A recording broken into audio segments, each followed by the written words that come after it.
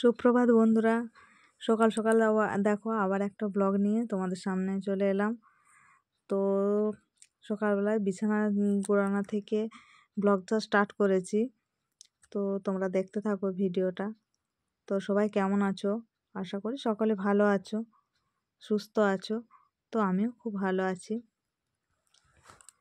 তো দেখো বিছানা গুড়োচ্ছি। তো বিছানাটাকে সকালবেলায় না বিছানাটা ভালো করে পরিষ্কার করলে বেশ ভালো লাগে না, ঘরটা কেমন লাগে। তো বিছানাটাকে আজকে খুব সকাল সকালই উঠেছি। আজকে পুজোর মানে পুজো আছে বাড়িতে, তো তাই একটু সকাল সকাল উঠেছি। তো সকালবেলায় উঠেই আমি দেখো আগে বিছানাটাকে ঝেড়ে দিচ্ছি। তো বিছানাটাকে আগে গোছ করে রেখে তারপরে অন্য কাজে যাব। তো আমি দেখো বিছানাতে মাদুর মিলে, শীত বা গ্রীষ্ম যাই হোক না কেন, আমি বিছানায় আগে মাদুর মিলে দিই। কেননা ছেলেরা বিছানার উপরে উঠে বিছানাটাকে নোংরা করে দেয়, জড়ো হয়ে যায় সব বিছানার চাদর টাদর। তাই বিছানাটাকে একদম মাদুরটা সবসময়তেই আমি মিলে রাখি। তো বিছানায় খাক যাই করুক না কেন, বিছানাটা নোংরা হবে না। রাত্রেবেলা শুধু মাদুরগুলো নামিয়ে ঝেড়ে দিলেই চলবে। তো দেখো আমার বিছানা গোছানো হয়ে গেছে। তো আমি এরপর খাটে যে জামা কাপড়গুলো ছিল ওগুলো নিয়ে তুলে রাখলাম। তারপর দেখো তোমাদের দাদাভাই চা বানিয়েছিল, তো আমি একটু চা খেতে বসে পড়লাম। তো চা খাচ্ছি, দেখো বিস্কিট আর একটু চা। আমি খুব গরম গরম চা খেতে পারি না, তাই একটু ঠান্ডা হতে তারপরে চাটা খাচ্ছি। তো দেখো আমাদের রাস্তা ধারে ঘর। তো ঘরে আমি জানলাগুলো প্রায় সবসময় বন্ধ করেই রাখি। তো এত ধুলো ঢুকে ঘরের মধ্যে কি বলবো। তো চাটা খাওয়া হয়ে গেছে, আমি একটু তাড়াতাড়ি করে চাটা খেয়ে নিচ্ছিলাম, কারণ পুজোর জোগাড় আছে।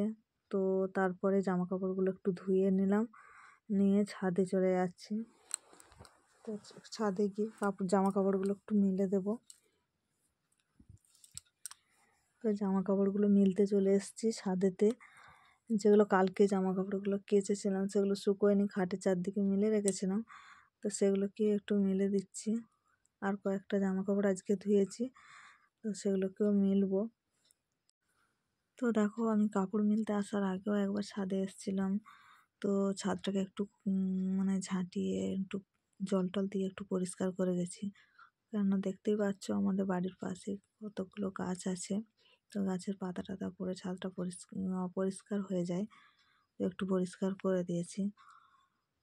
তো দেখো সকালবেলাটা কত সুন্দর লাগছে, হালকা করে রোদ উঠেছে। আর আমার ফুল গাছগুলো দেখো কি অবস্থা, সব গাছগুলো মরে গেছে। তো এবছর বেশি ফুল গাছ লাগানো হয়নি, দু একটা লাগিয়েছিলাম, তো সেগুলোও মরে গেছে যত্ন করার অভাবে। তো তোমাদের সাথে কথা বলতে বলতে দেখো কাপড়গুলো প্রায় মেলা হয়ে এসছে, আর কয়েকটা মিলতে আছে। তো চলো এগুলো মিলে দিয়ে যাই, নিচে অনেক কাজ আছে। তো তাড়াতাড়ি না এই কাজগুলো সারলে আবার নিচে ঠাকুর মশাই চলে আসবেন আমার, মানে সেখানে জোগাড়গুলো করতে দেরি হয়ে যাবে। তো তোমাদের সাথে অনেক কথা বললাম, তো গল্প করতে করতে আমার সব কাপড় মেলা হয়ে গেছে। তো আমি এবার নিচে চলে যাব। তো নিচে এসে দেখো এবার কী করি। নিচে এসে কাপড় টাপড় ছেড়ে, তো এরপর ঠাকুর মন্দিরটা, এই তুলসী তলাটা দেখো, তো এখানটায় পুজো হবে। তো এই তুলসী তলাটার থেকে এদিকটা পুরোটাই লাতা দিয়ে দিয়ে চলে এসেছি। তো বাইরটাও একটু নোংরা হয়েছিল, না লাতা দিলে ধুলোও হবে বটে। আর আজকে যেহেতু পূর্ণিমা, ভোগ আছে বাড়িতে, পূর্ণিমা পুজো দেওয়া হবে। তো পূর্ণিমা সংক্রান্তি এই 2 দিনই ঠাকুরমশাই আসেন, উনি হচ্ছে পুজোটা দেন। তো বাকি অন্য দিন আমরাই দিই। তো আমি সব কিছু জোগাড় করে রেখে দেব, তো ঠাকুরমশাই এসে পুজোটা দেবেন। তো দেখো আমার লাতাটা দেওয়া প্রায় হয়ে এসছে, পুরো বাইরটাই লাতা দিয়েছি। তো যদিও বাইরটা আমাদের একটু ছোট, বেশি বড় নয়, তবুও দেখো একটু গোবর সার এনেছিলাম, তো গোবর সারটা দিয়ে আমি লাতাটা দিয়ে দিয়েছি। তো চলো লাতা দেওয়া হয়ে গেল, এরপর চান টান করতে হবে। তো চান করে পুজোর জোগাড়গুলো করব। তো লাতাটা দেওয়া প্রায় শেষ হয়ে এসছে। দেখো বাড়ি থেকে মা এসে বলে গেল যে আজকে ঠাকুরমশাই আসতে পারবেন না, কারণ ওনাদের ওখানে কে একজন মারা গেছে, তো যার জন্য উনি আসবেন না আজকে। তো আমাদেরকে নিজেদিকেই আজকে পুজোটা দিয়ে দিতে হবে। আর এদিকে দেখো তোমাদের দাদা ভাইও তাড়া দিচ্ছে যে দোকানে আসার জন্য। তো ও একটু বেরোবে, তো যার জন্য আমাকে দোকানে থাকতে হবে। তো চলো আমি এখন দোকানে যাব।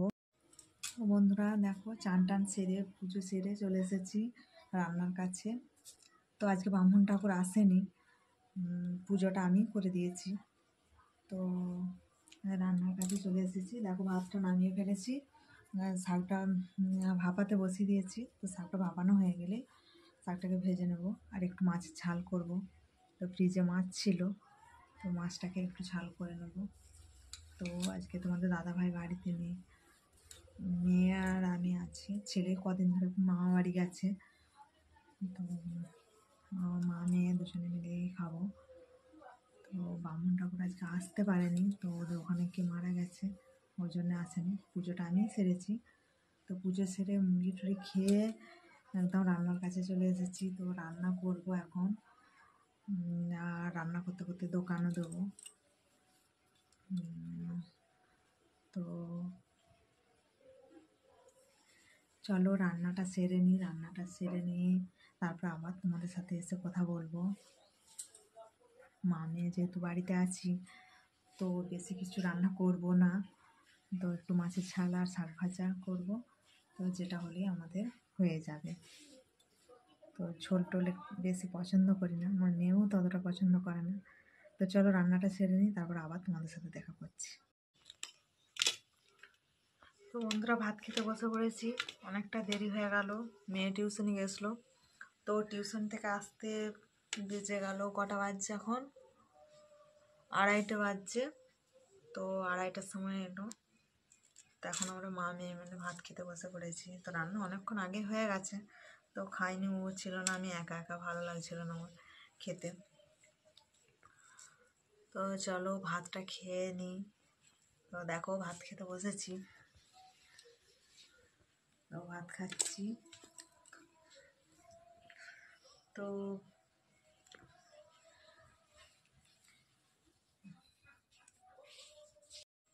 বন্ধুরা ভালো থেকো, সুস্থ থেকো, এ কামনাই করি। আর ভিডিওটা ভালো লাগলে লাইক কমেন্ট শেয়ার অবশ্যই করো। তো ভিডিওটা শেষ পর্যন্ত দেখার জন্য অনেক অনেক ধন্যবাদ।